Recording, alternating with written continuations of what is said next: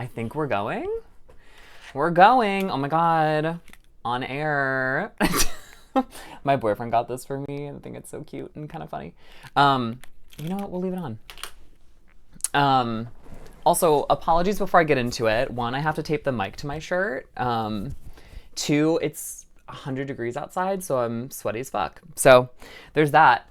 But hi, I have not posted a video in over a year. I continue to see people commenting on my videos. Sorry, I'm logged on YouTube right now and I'm looking. And someone just said, Unpacking Pac-Man said, "Are you ever coming back, Trey?" And hello, hi. I'm going to talk about why that hasn't really happened.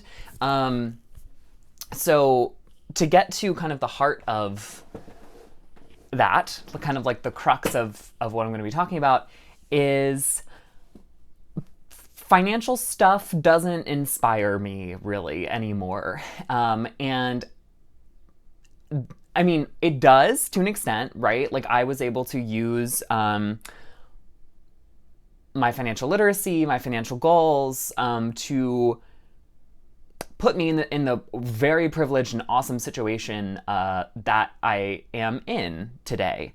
And a few milestones that I have reached since I last spoke. I hit CoastFi.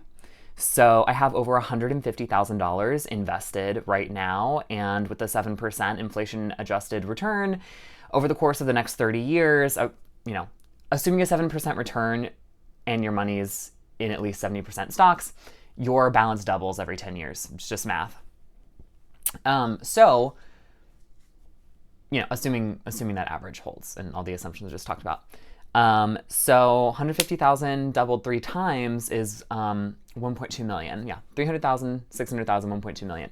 So by the time I'm 60, assuming no catastrophic events happen, I'll reach my FI number, which was like 1.2 million. So I'm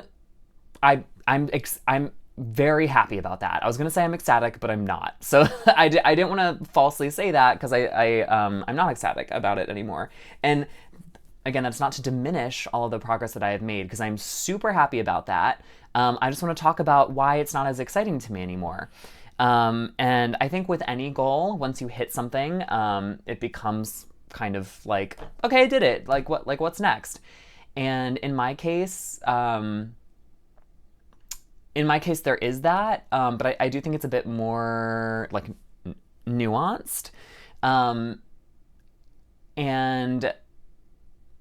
the reason for that is that I don't want to become someone that just keeps obsessing over finances. Like the end goal of your finances is to be able to build the life that you want to build, right? And I don't want to become obsessed with accumulating wealth for the sake of accumulating wealth. That's not what it's for. It's for fueling, your hopes and dreams in the world. And obviously when I started this channel, the goal was to either choose a different career path, ultimately quit my job, right? Buy 9 to 5, ultimately kind of like become my own boss in some way, shape, or form. And I do still have that dream. I do still have that dream. But I would be lying if I said that I knew what to do now that I have this money, right? Like all the money has done and all the work that I have put in so far has been towards the goal of enabling myself to make that bold decision. However, I have not in this time built a bridge between the reality that I'm in now and where I want to go to. Right? Like there's no stepping stone. I don't like have my own side business. I didn't super keep up with the content space. And in fact, I actually did, this thing is actually kind of distracting. So I'm going to turn it off because like whenever I look in it, like the light is kind of like going like, that's not happening in reality, but like on the camera, it's like creating a weird effect. So I'm going to turn it off. But I haven't put anything concrete in place to allow me to accomplish those dreams. So that's kind of like something that's next. But because my job has been so intensive and honestly kind of miserable, I have not been able to build a lot of those stepping stones. And I've kind of like, what's the word? I've done some stuff here. I've done some stuff there. Like actually, after I stopped doing as much video, I actually started a podcast about working towards Coastfi, because that was kind of the in between of like YouTube and then like where I'm at now. I was really getting close to approach Coastfi, and so in that podcast, one, didn't have to edit videos, and I'm not editing this. This is definitely going to be a stream of consciousness video. But in that in between kind of era, I was trying to say, okay, I'm about to hit Coastfi where I don't really need to save for retirement anymore unless I want to be aggressive about retiring early and retire like at like 45 instead of 60. And to me, I'm like, okay, but if I'm able to leverage my finances to be able to build the life that I want now, maybe those 15 years will be okay. Like I won't feel like the pressure to do it because I've already built a life that I love. And so anyway, I explore that, and I did some inner work. But I'll be honest, like the inner work, it helped me dream. Like I kind of know like what my ideal job would be, but there's still no stepping stones in place for me to be able to do that. Because right now, a job still depends on there being some type of market demand, right? Like I still need to make an income in some way, shape, or form with Coastfi, because I need to be able to have my expenses. But ultimately, like all of the inner work that I did that you can explore on that podcast, I'll link it in the description. All of that inner work essentially led me to realizing that I like to create, I like to host events.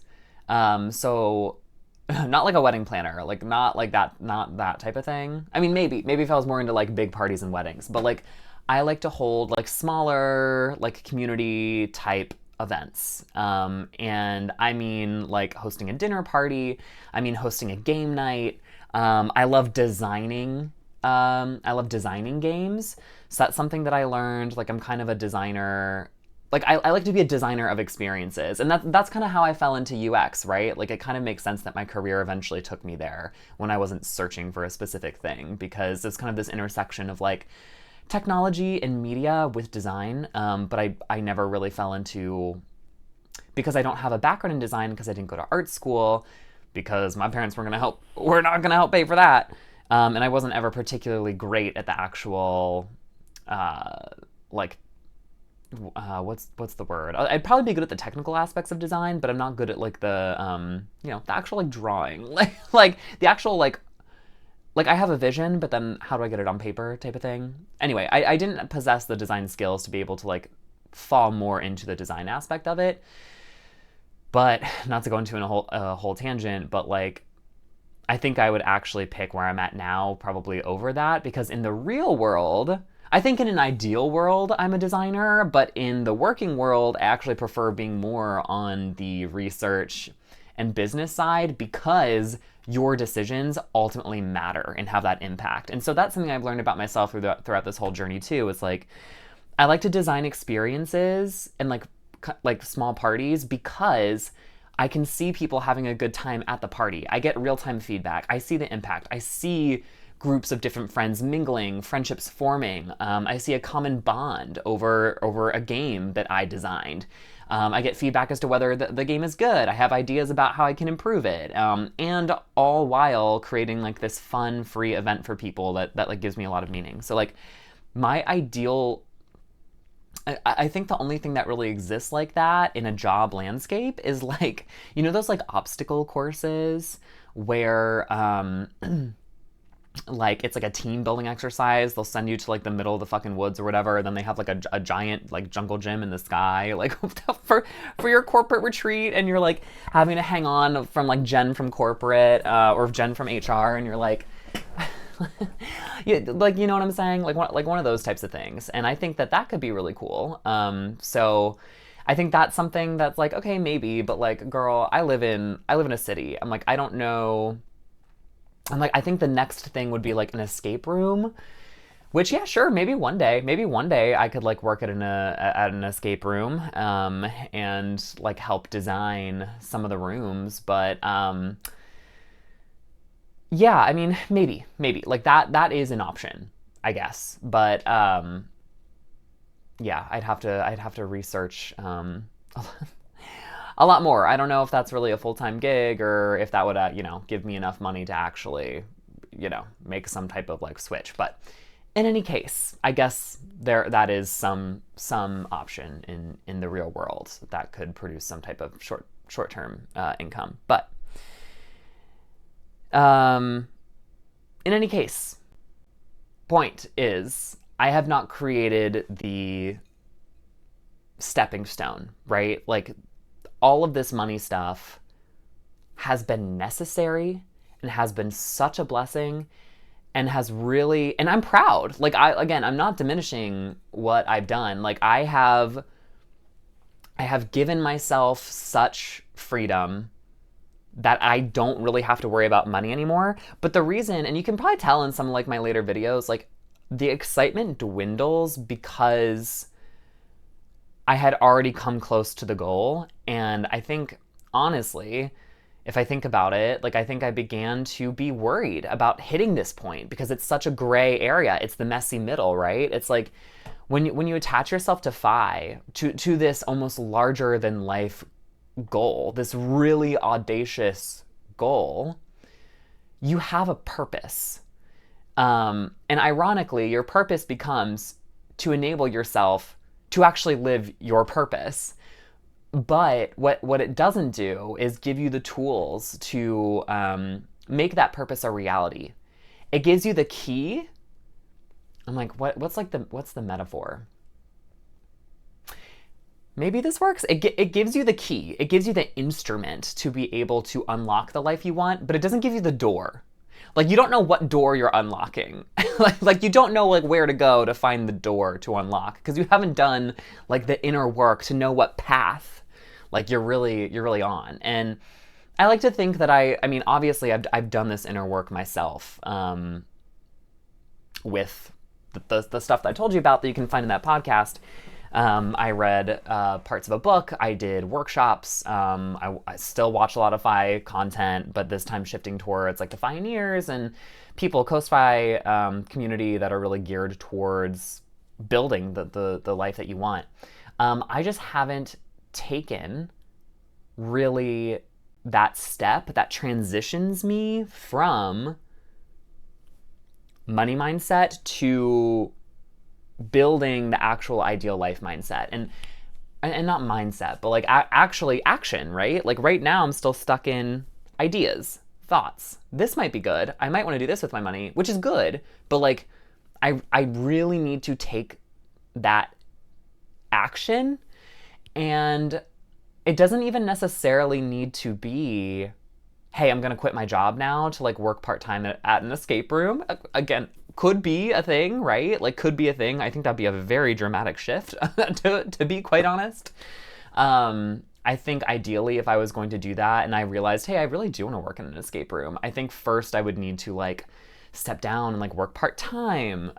But like that action in of itself of like, hey, maybe I do my job now part-time, that would be leveraging Coast-Fi, taking a tangible action to improve my life, my work-life balance, and give me the space to start, not start dreaming bigger. I mean, maybe, but like giving me the space to actually put in the work to build that life, right? And so I need to take even that small action of like, I mean, it's still a big action, but being like, I want to scale down my work, or maybe I want to negotiate going completely remote.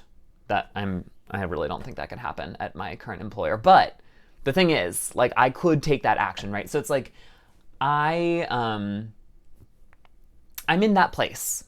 I need to take the step. And I think there are multiple steps that I could take, including going part-time, including seeing if I want to work at an obstacle course or an escape room, or even just start hosting a lot more game nights and like refining my own craft of experience design. So that's what I need to do, and I need to investigate those paths. And the thing is, I need to get in a more like playful mindset too, because again, what FI teaches you to do, and what financial literacy and really goal setting in general, it teaches you to be super analytical, and that comes to bite you a little bit.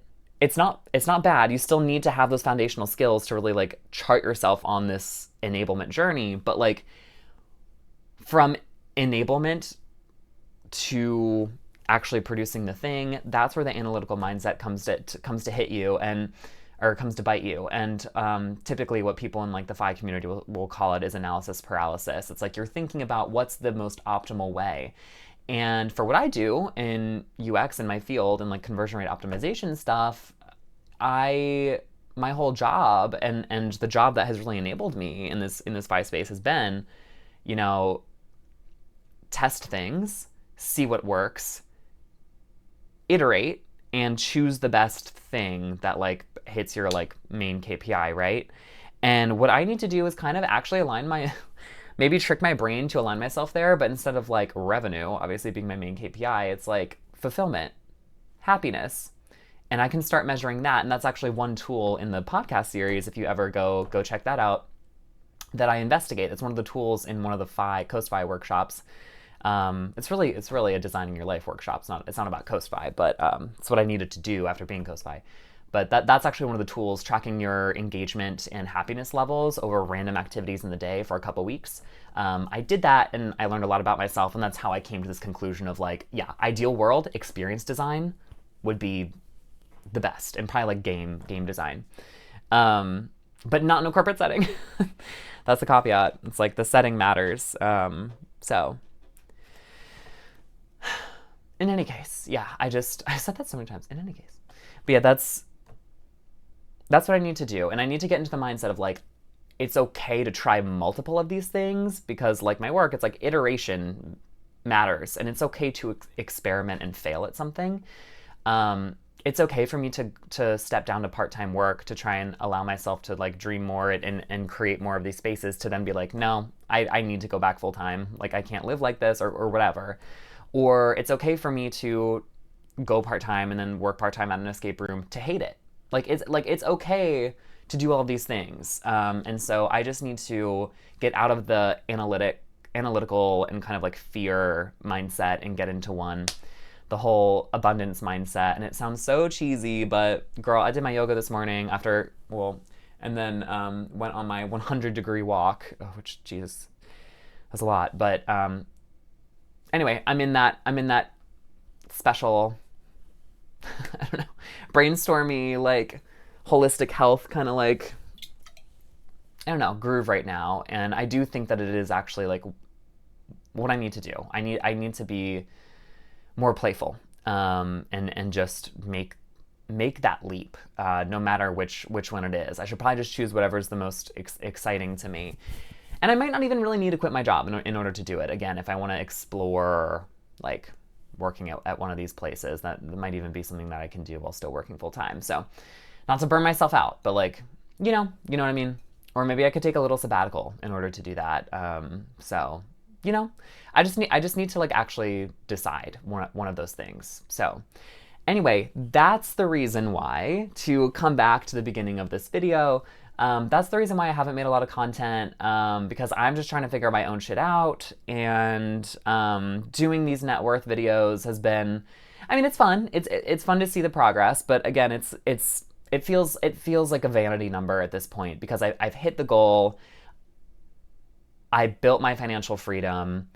Really, if I were to just keep, going and going and going, there's nothing tangible in my life that would change. I hit Coast FI. Now it's just until full FI. And the only other incremental freedom that I can really unlock is like, according to the Pioneers, love them, is pretty much like semi-retirement. I'm pretty sure that's like the only other step. And it's like, I would still need to probably work another because I'm so young in my career, I'm 28. I would still need to work like probably another decade or two before I could actually start like pulling from my portfolio. So it's like, it's just, I'm not going to stay where I'm at, where there's really no tangible difference in my life of working full time in a job that's like okay, but not great. When I could be making moves that make my life happier now. And especially, fuck, who knows? I guess we're going into a war, so as a country, so that's something that's happening. Who really knows? And that's why I'm like, this is why we need to make decisions now, because I've done the responsible thing. I can let myself breathe and I can take these leaps because who the fuck knows where we're gonna be at in a year.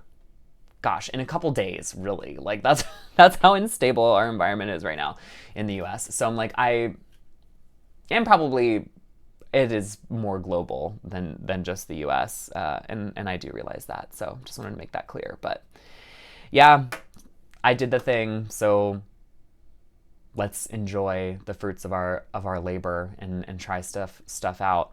There's this quote that's like, this is how I'll end it, but there's this quote that Jess from the Fioneers, I think, had said, and I think she's actually quoting someone else, maybe, but we work so hard to take care of our finances in the Fi community. There comes a point where we need to let our finances work hard for us. And I don't mean by being invested in the stock market, I mean by actually putting that money to work to better our lives now. And that's where I'm at. So thank you so much if you're tuning in and being like, oh, hi, nice to see you. It's great to reconnect. And that's it. I'll see you sometime. Okay. Bye, guys.